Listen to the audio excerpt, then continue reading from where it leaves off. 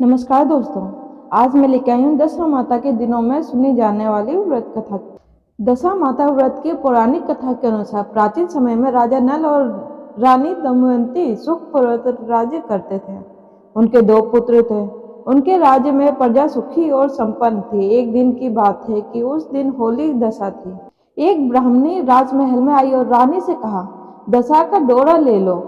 बीच में दासी बोली, हाँ रानी साहिबा, आज के दिन सभी सुहागिन महिलाएं दशा माता की पूजा और व्रत करती हैं तथा इस डोरे की पूजा करके गले में बांधती हैं, जिससे अपने घर में सुख समृद्धि आती है। अतः रानी ने ब्राह्मणी से डोरा ले लिया और विधि अनुसार पूजन करके गले में बांध लिया। कुछ दिन के बाद राजा नल ने दमयंती के गले में डोरा बंधा हुआ देखा। राजा ने पूछा, इतने सोने के गहने पहनने के बाद भी आपने यह डोरा क्यों पहना है? रानी कुछ कहती इससे पहले राजा ने इस डोरे को तोड़कर जमीन पर फेंक दिया। रानी ने उस डोरे को जमीन से उठा लिया और राजा से कहा, यह तो दशा माता का डोरा था। आपने उनका अपमान करके अच्छा नहीं किया है। जब रात्रि में राजा सो रहे थे तब दशा माता स्वप्न में बुढ़िया के रूप में आई और राजा से कहा, हे राजा, तेरी अच्छी दशा जा रही है और बुरी दशा आ रही है। तूने मेरा अपमान करके अच्छा नहीं किया है। ऐसा कहकर दशा माता अंदर ध्यान हो गई। जब जैसे तैसे दिन बीतते गए, वैसे वैसे कुछ ही दिनों में राजा के ठाट बाट, हाथी घोड़े, लव लश्कर, धन धानी, सुख शांति सब कुछ नष्ट होने लगा। अब तो भूखे मरने का समय तक आ गया था। एक दिन राजा ने दमयंती से कहा, तुम अपने दोनों बच्चों को लेकर अपने मायके चली जाओ।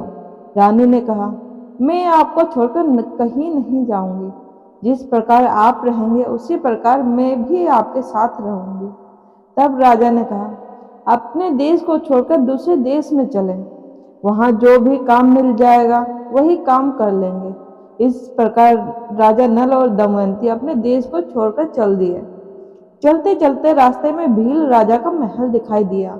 वहां राजा ने अपने दोनों बच्चों को अमानत के तौर पर छोड़ दिया। आगे चले तो रास्ते में राजा के मित्र का गांव आया। राजा ने रानी से कहा, चलो हमारे मित्र के घर चलें। मित्र के घर पहुंचने पर उनका खूब आदर सत्कार हुआ और पकवान बनाकर भोजन कराया। मित्र ने अपने शयन कक्ष में सुलाया। उसी कमरे में मोर की आकृति की खूंटी पर मित्र की पत्नी का हीरो का जड़ा कीमती हार टंगा था। मध्य रात्रि में रानी की नींद खुली तो उन्होंने देखा कि वह बेजान खूंटी हार को निगल रही है। यह देखकर रानी ने तुरंत राजा को जगाकर दिखाया और दोनों ने विचार किया कि सुबह होने पर मित्र के पूछने पर क्या जवाब देंगे। अतः हमें यहाँ से इसी समय चले जाना चाहिए। राजा रानी दोनों रात्रि को ही वहां से चल दिए। सुबह होने पर मित्र की पत्नी ने खूंटी पर अपना हार देखा। हार वहां नहीं था। तब उसने अपने पति से कहा, तुम्हारे मित्र कैसे हैं जो मेरा हार चुराकर रात्रि में ही भाग गए? मित्र ने अपनी पत्नी को समझाया कि मेरा मित्र कदापि ऐसा नहीं कर सकता। धीरज रखो, कृपया उसे चोर मत कहो। अगले चलने पर राजा नल की बहन का गांव आया। राजा ने बहन के घर खबर पहुंचाई कि तुम्हारा भाई भौजाई आए हुए हैं। खबर देने वाले से बहन ने पूछा, उनके हाल चाल कैसे हैं?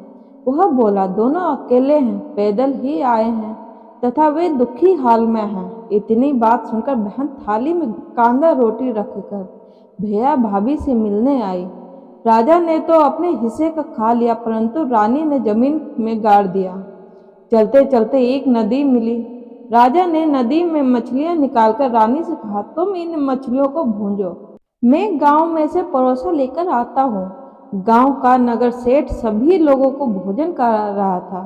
राजा गांव में गया और परोसा लेकर वहां से चला तो रास्ते में चील ने झपट्टा मारा तो सारा भोजन नीचे गिर गया। राजा ने सोचा कि रानी विचार करेगी कि राजा तो भोजन करके आ गया और मेरे लिए कुछ भी नहीं लाया। उधर रानी मछलियों भूनने लगी तो दुर्भाग्य से सभी मछलियां जीवित होकर नदी में चली गईं।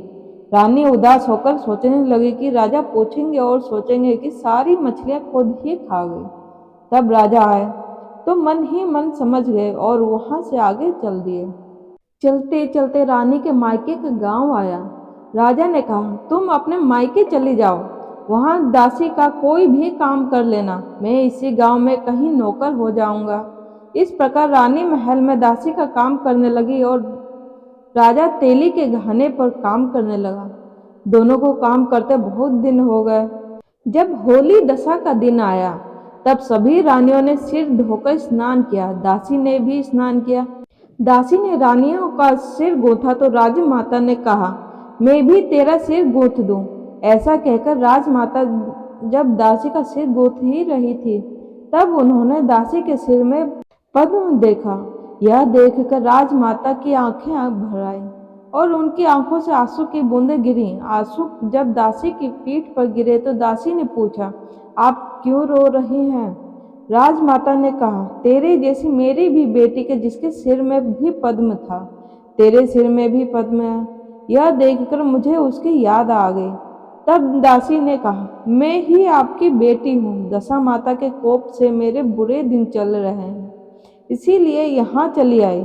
माता ने कहा, बेटी तूने यह बात हमसे क्यों छिपाई? दासी ने कहा, माँ मैं सब कुछ बता देती तो मेरे बुरे दिन नहीं कटते। आज मैं दशा माता का व्रत करूंगी तथा उनसे गलती की क्षमा याचना करूंगी। अब तो राजमाता ने बेटी से पूछा, हमारे जमाई राजा कहाँ हैं?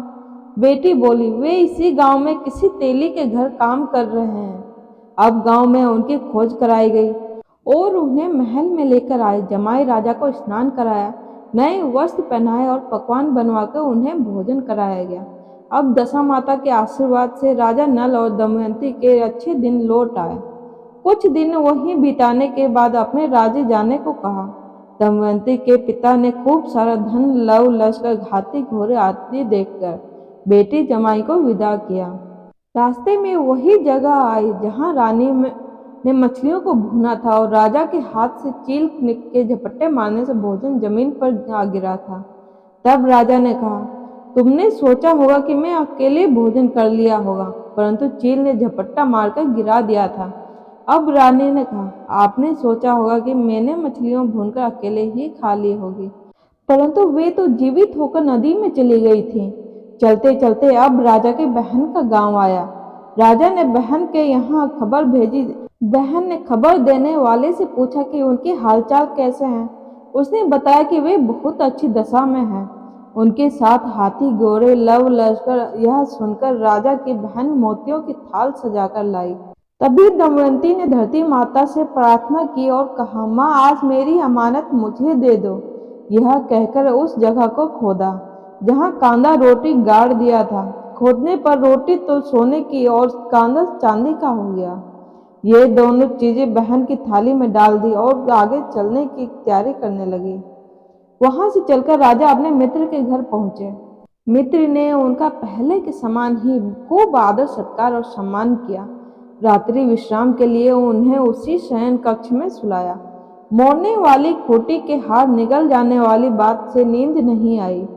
आधी रात के समय वही मोड़ने वाली खूंटी हार उगलने लगी तो राजा ने अपने मित्र को जगाया तथा रानी ने मित्र की पत्नी को जगाकर दिखाया, आपका हार तो इसने निगल लिया था। आपने सोचा होगा कि हार हमने चुराया है। दूसरे दिन प्रातःकाल नित्य कर्म से निपटकर वहां से वे चल दिए। वे भील राजा के यहाँ पहुंचे और अपने पुत्रों को मांगा तो भील राजा ने देने से मना कर दिया। गांव के लोगों ने उन बच्चों को वापस दिलाया। नल दमयंती अपने बच्चों को लेकर अपनी राजधानी के निकट पहुंचे तो नगर वासियों ने लव लश्कर के साथ उन्हें आते देखा। सभी ने बहुत प्रसन्न होकर उनका स्वागत किया तथा गाजे बाजे के साथ उन्हें महल पहुंचाया। राजा का पहले जैसा ठाट बाट हो गया। राजा नल दमयंती पर दशा माता ने पहले जैसे कोप किया था ऐसे किसी पर मत करना और बाद में जैसी कृपा करे वैसी कृपा सब पर बनाए रखना। जय हो दशा माता की।